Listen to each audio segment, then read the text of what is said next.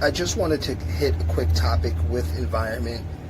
When your seedlings are young, it's super critical that you guys have a small humidifier. You can get one off of eBay, Amazon, or you can get a really expensive one for $300-400, but they do the same thing. I recommend having a humidifier with your seedlings, a fan, and a thermostat. Those are going to be three key elements because you want not only air circulation on the bottom, but you want ventilation on the top with an exhaust fan that's going to be sucking out all of the heat from the lights. But anyway, that's a quick tip, guys. Make sure you guys have a nice little humidifier when you are running your seedlings. Thanks for watching, guys.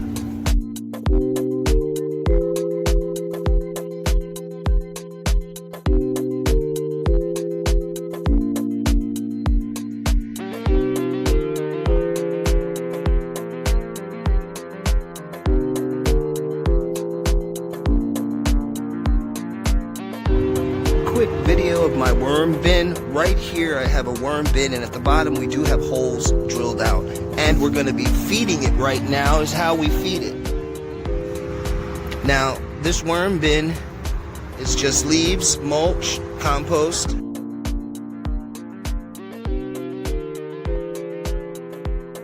Early morning, I want to show you guys the bottom of the worm bin real quick, how they're getting in.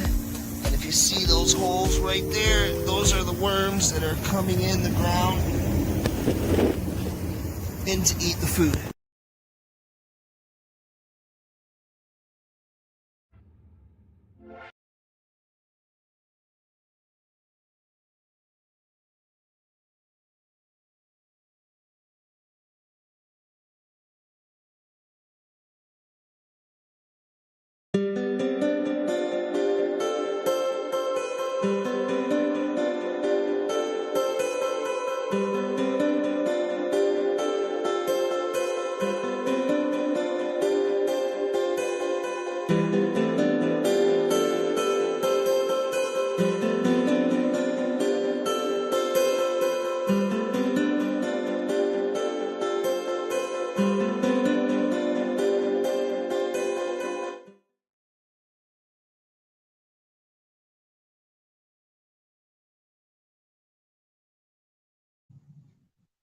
Hey guys, welcome to the I Am Green Giant podcast.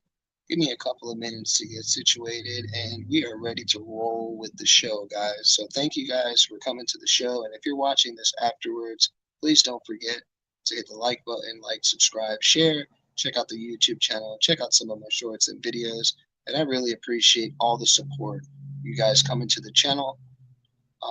Once again, just want to give a shout out to all of my supporters, all of my new subs. We are 11 away from hitting 1,000 subs, guys. Thank you guys so much. I had to restart the stream. I had a very important phone call.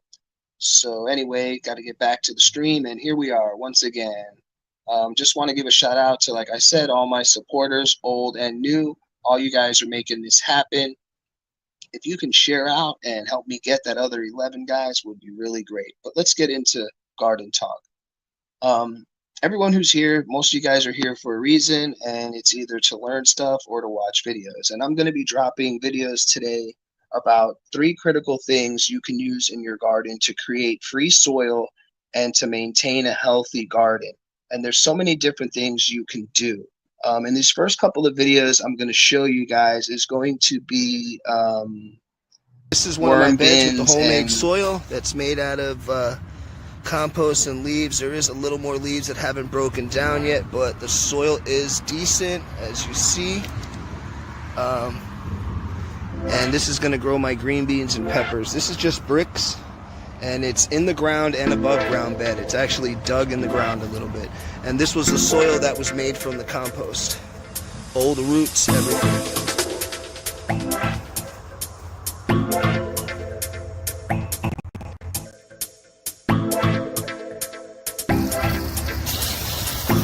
On this video, I'm going to wet it down a little bit. Then I'm going to put some leaves and probably some newspaper on top. That is ashes, eggshells, strawberries. Got some old banana peels, all your scraps. This is a 50-gallon worm bin. it makes my soil.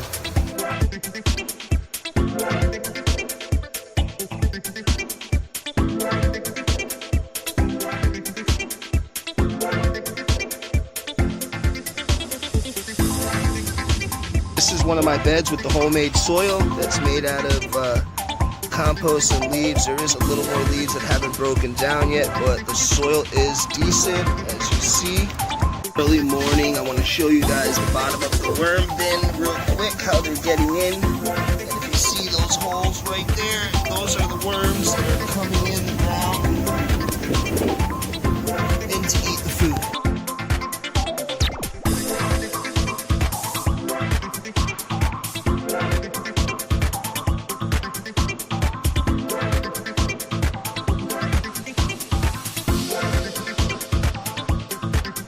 Early morning, I want to show you guys the bottom of the worm bin real quick, how they're getting in. And if you see those holes right there, those are the worms that are coming in the ground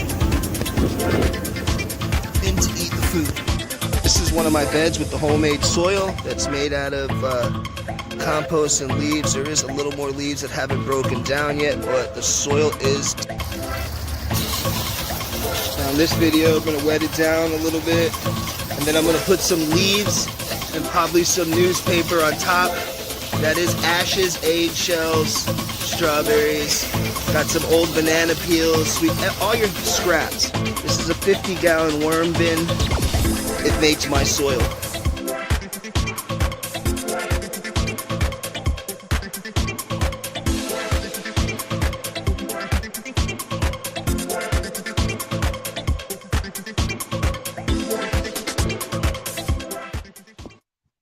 Cheers, everybody. Thanks for coming to the show. I was just showing you guys a couple of things we did earlier on in the week, getting our mulch bin together.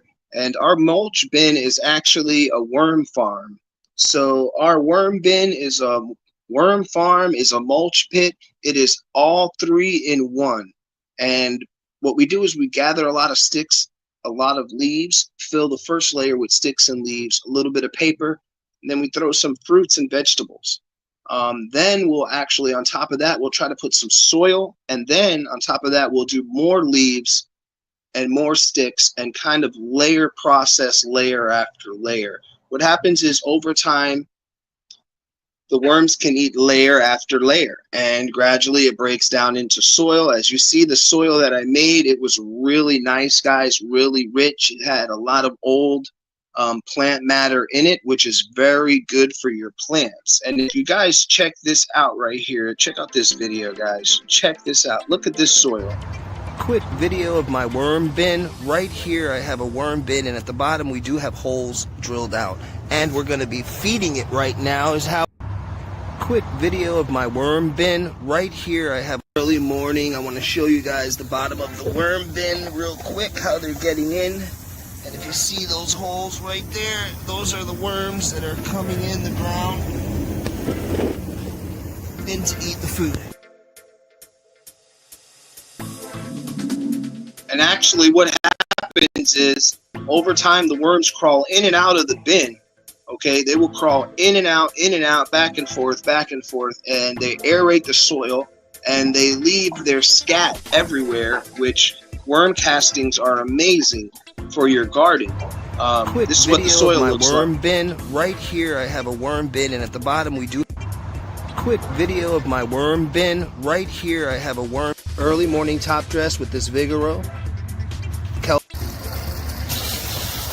Now in this video I'm going to wet it down a little bit, and then early morning I want to show you guys the bottom of the worm bin real quick video of my worm bin. Right here I have a worm bin, and at the bottom we do have holes drilled out, and we're okay, guys, back at the garden here. I wanted to do a quick video, show you guys how nice the little tomato plants are growing, my flat, and I wanted to show you I made some biochar. And what you do is you don't burn it all the way, but you kind of break this down now, and you throw that in your soil. Quick video of my worm bin. Right here I have a worm bin, and at the bottom we early morning. I want to show you guys the bottom of the worm bin real quick. This is one of my beds with the homemade soil that's made out of compost and leaves. There is a little more leaves that haven't broken down yet, but the soil is decent, as you see. Um, and this is going to grow my green beans and peppers. This is just bricks, and it's in the ground and above ground bed. It's actually dug in the ground a little bit. And this was the soil that was made from the compost. Old roots, everything.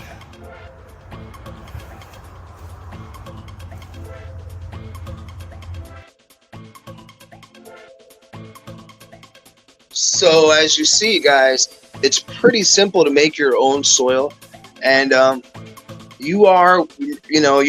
a lot of bugs and natural things in the ground. So remember that soil is used specifically for outdoor use on your vegetables and tomato.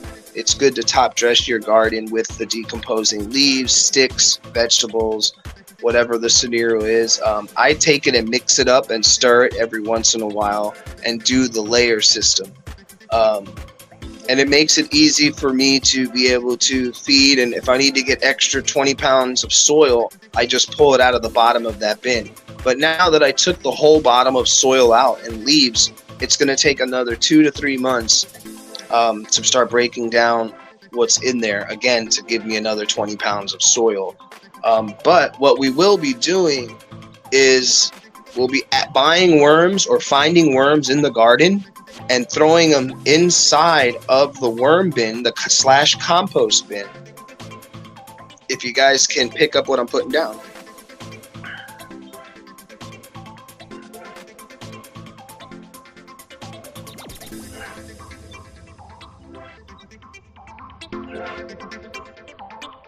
So that soil costs zero cost to make, number one. And number two is it's full of nutrients and vitamins from the ground, from all the leaves and stuff over time. I've also added biochar, eggshells, oyster shells, crab meal, bone meal to the mixture of dried leaves and compost. And over time, everything breaks down and becomes one.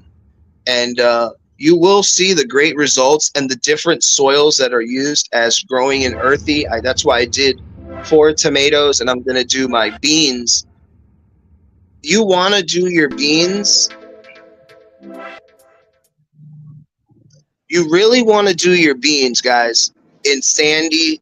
Beans don't like too moisty type of soil, but if you can get the right texture for beans, they like more of a sandy, earthy texture, which is why I'm going to grow my beans in the sandy earth with the organic soil that I made from the compost bin and worms.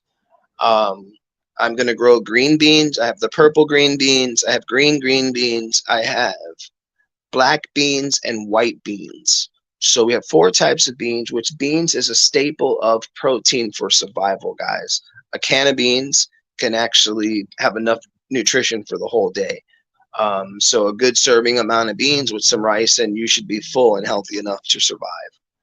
We're also getting back to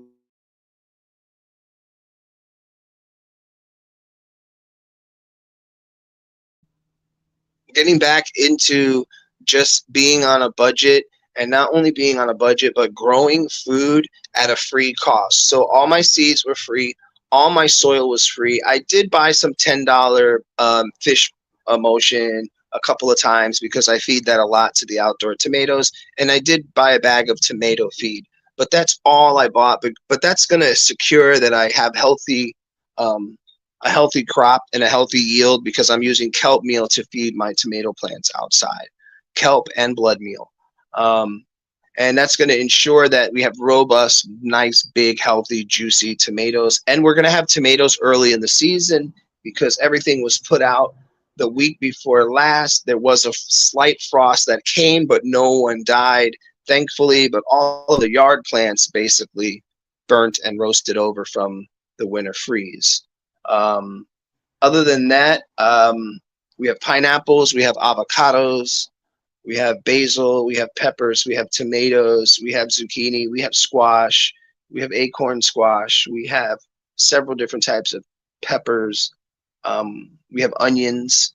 We have a lot of stuff growing in the garden, and all of it actually is completely free. I'm also growing green beans and string beans. So there's many different types of beans that we're growing. You can also, guys, when you get dried beans from the store, if they sit in your cabinet for a long time and they're old, don't throw them away. You can plant those in your garden and grow fresh beans from those old beans. And a matter of fact, the beans that sit in a cabinet for a year or two, they're basically dried and cured. They are ready. As soon as they go into water, they're going to pop, because beans maintain a little bit of carbohydrate inside and they'll last forever. So beans are a great staple in food and meals.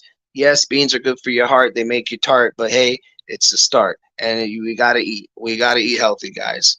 You know what I mean? We gotta eat healthy.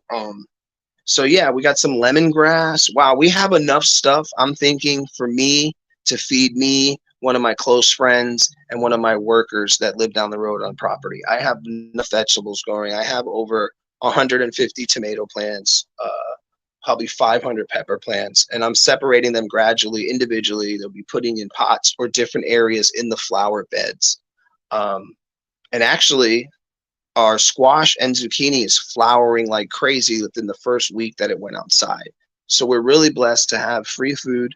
We're thankful. And it's looking like it's going to be a great year, because it started off early and we're not getting that much rain, but that's okay as long as we get some rain in another month. When the plants start to grow and absorb more sunlight, because they're going to need more water, because they're going to be sucking up more water and nutrients. I'm also top dressing my tomato plants outside regularly. Like, we're doing it once a week on a ritual. It is once a week, every Friday or Saturday morning, and hosing them down every night. They're also getting water depending the weather. The garden is getting watered 2 times a day. So it's getting a light water in the morning and then a light water at night. And also checking the soil by hand and putting your hand in the soil and seeing how far, if there's any moisture down below. If it's moist down below, you may not need to water your beds, which is why I like above ground water beds, guys.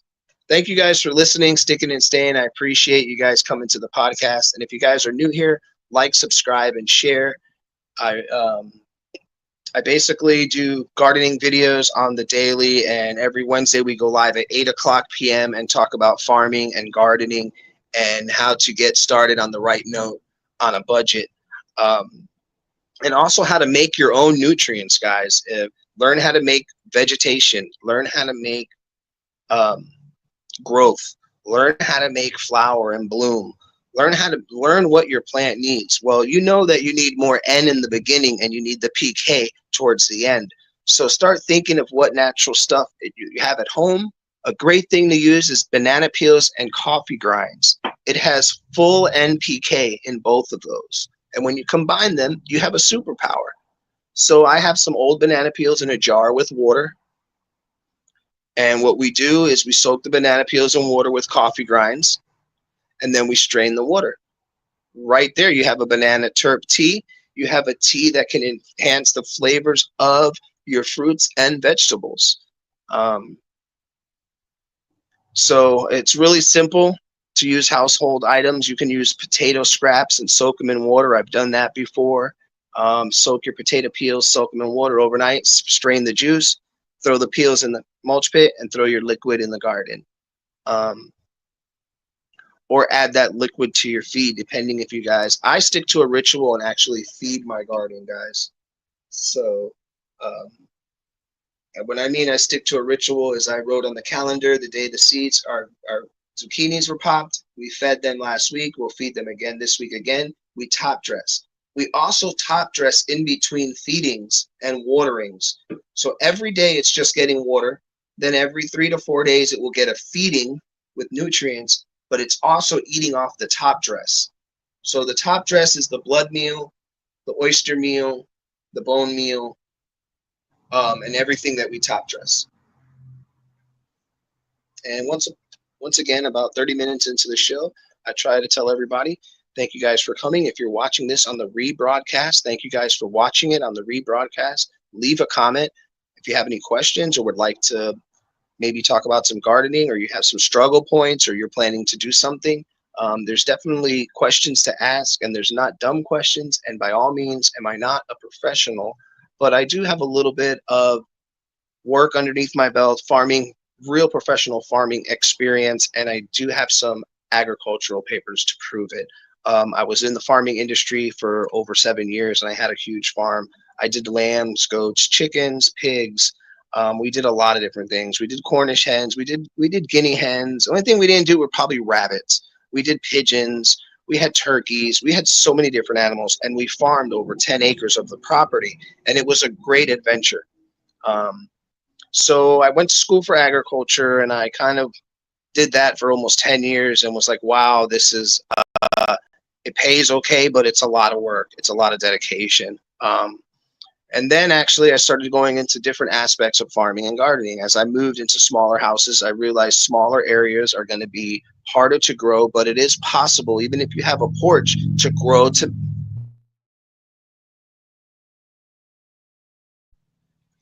tomatoes and peppers. It's completely possible to grow some tomatoes, peppers, lettuce, and some herbs outside, your basic necessities you're going to need instead of going to the store. So you go to the store, you buy 4 tomatoes, you buy an avocado. I have 6 avocado trees. We have some babies. We also have some on our other property. Um, we have tomatoes, peppers. We have everything to make guacamole. We have everything to make salads.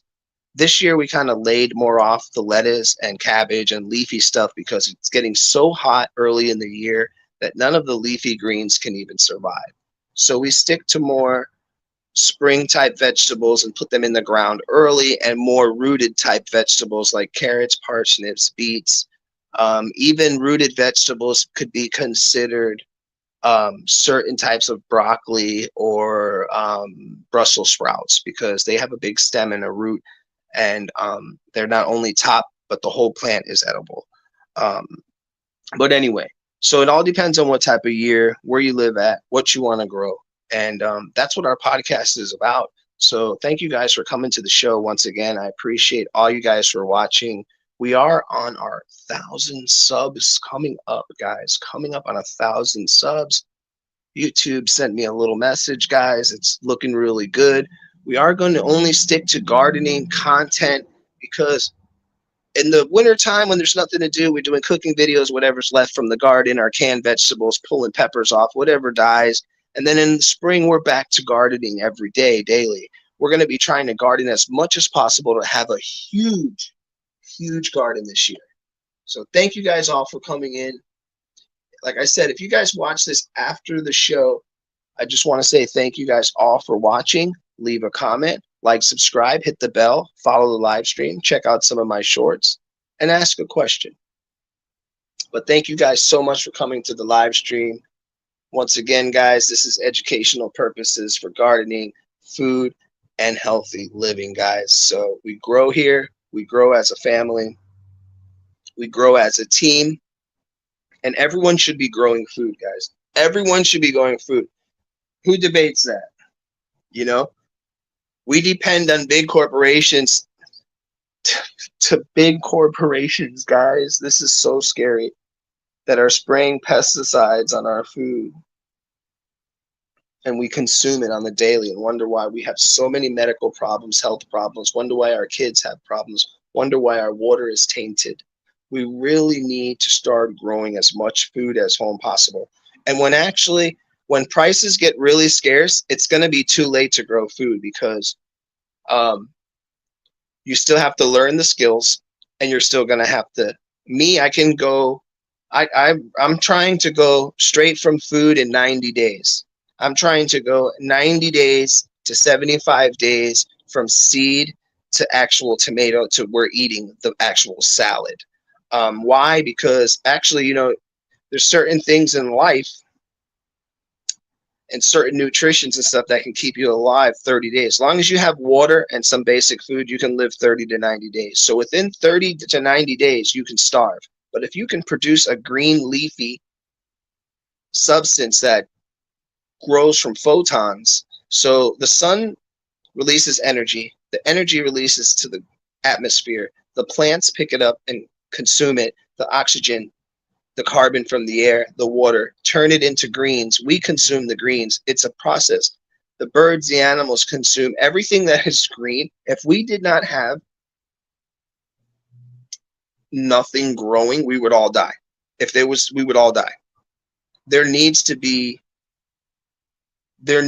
some type of atmosphere with everything growing. The sun putting off energy. It's a cycle of photons. The sun shoots energy. The leaves grow. We consume the leaves. Once again, we die, we come back to the earth. It's just a process over millions and millions of years. Animals, the same thing. They eat the photons, they die in the field, they decompose into the grass grows again. The sun, it's a repetitive cycle. And we're going to go back to basics with gardening. We're going to go back to that repetitive cycle. Let's collect leaves, guys. Let's collect leaves to make soil. Why would you pay someone to make soil for you when you can make it at home within a month, 2 months? Now we're talking outdoor soil. If you'd want to make some indoor soil, you got to buy it by bags. You have to make your own mulch. You have to find your own moss. There's a lot of different things. But utilizing what you have and being able to grow when times get tough with the economy, with this food prices, with eggs being so expensive, dairy, cheese. I don't eat any dairy really or cheese products anymore. I may have a grilled cheese once in a while, every blue moon, but I don't consume any dairy products. I stopped consuming dairy products over 17, 16 years ago because they're just terrible for your body. If I need some vitamin D, I'll go in the sun. If I need a vitamin supplement, I'll buy it. But I'm not going to drink cow spagma and drink rotten milk or something that's not meant for humans to consume. It's ruined my body, and milk is very bad for you, no matter who you are. The only time milk is good for people is when they're young. So I stopped eating all dairy products, brought more vegetables into my diet. We're looking at a 50 to 75%, maybe 80% vegetarian diet, sometimes 100%, and fasting. Fasting and vegetables or fruits or just waters, different flavor waters like lemon water, watermelon water. And then I save all that and put it out in the garden. Also, the benefits of growing your own food, honestly, with just growing it and not even eating it, lowers your blood pressure. Guys, just think about that. So just growing your own food can relieve stress, teaching your kids how to grow food, teaching your family how to grow food, showing your gardens. It's good to, when you cook a recipe, guys, or when you do something, say, hey, all these peppers, I made this from my garden. And your family's like, wow, really? Like, yeah, I didn't pay for nothing. I may have bought the chicken and the rice, but everything else in between, all the vegetables, all the fruits, everything came from the garden. So that's going to be our key for 2025, guys. And everybody who came to the show, I just want to say again, thank you guys for watching. If you got this far and you watched all the way to the end, please hit the bell and please like, subscribe, and support. Support is free. You know the giant, and you know the G, the big giant. Just, drop a comment, say hello, shout out. Let me know if you learned anything. Let me know if you have any discretions on anything, how I made my compost, or you have any ideas that could help me make my compost better. That would be great. But that's the way I do it. And another thing is everybody does stuff differently. So you're going to notice that because he gets success one way doesn't mean you're going to get it that way. Everybody has to learn on their own pace. Agriculture and just learning how to garden in general can become a really big challenge. Especially in your first couple of months of agriculture, growing real plants and trees and starting a tree, like an apple tree, starting 1,000 apple trees from, 1,000 seeds. Apple trees are very hard. They need cold temperature. They need a lot of moisture. So once you gather all these skills, different type of plants, growing a plant is really nothing from seed, but you have to know the science, what it likes, what it needs. Every plant is different. But on that note, guys, thank you guys so much. Like I said, if you got this far, like, subscribe, and share. Shout out to you guys for making it. This is the I Am Green Giant podcast. BRB. Give me 1 minute, guys. I'll be right back.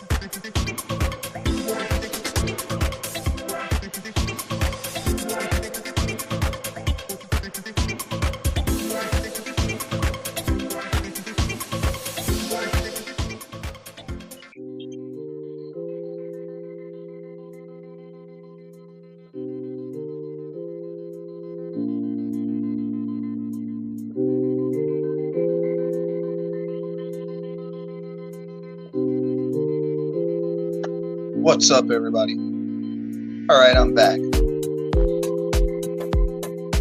Let's go. So, we're going to be going on Wednesday. We're going to be doing our episode 2 of our season 1 special of organics. So we're going to be talking about organic growing.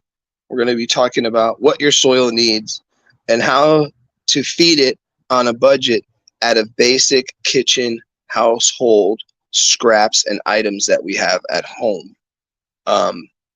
2 main reasons why: the economy, the way money is, and just we want to grow organic. And it cannot be only saving money. We just want to learn how to feed our plants organically to get the same results.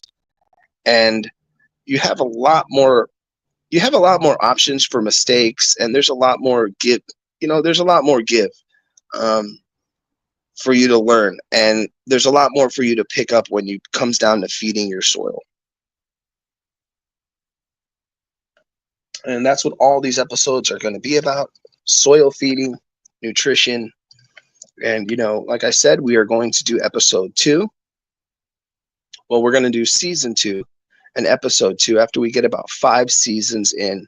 I don't know if we're going to go to 5 seasons and 5 episodes, but you guys come back every Wednesday, say what's up, drop a comment. If you guys are watching this afterwards, hit the bell for notification if you guys like gardening and growing tips, especially because right now, just in general, everything's so expensive. And I like to cook stuffed peppers, zucchini. I like to make my fresh sauce. I like to do a couple of things. And I can't afford to spend $40 on vegetables just to make a tomato sauce. So that's the bottom line. I will be making after we harvest all the fruits and vegetables, I will be showing you guys some of the dishes that we are going to be making with the peppers and tomatoes and all sorts of stuff. Last year we had a lot of sweet potatoes and a lot of random other things, but we really only had sweet potatoes and zucchini and peppers and onions, because a lot of things got taken over by snails, and the heat was just horrendous last year on the vegetable garden early in the year, which is why you want to get a super early start, get a farmer's almanac, read about farming, learn what vegetables are best to be planted. And I guess that's all I could say for today's show, guys. So thanks everyone for coming out. Bless up, give thanks. You guys are the best. Signing out. Have a great day, everyone. And bless up. Never give up on your dreams. Like I said, nothing easy is going to be good, and nothing good is easy. Peace out. You guys going to stick around and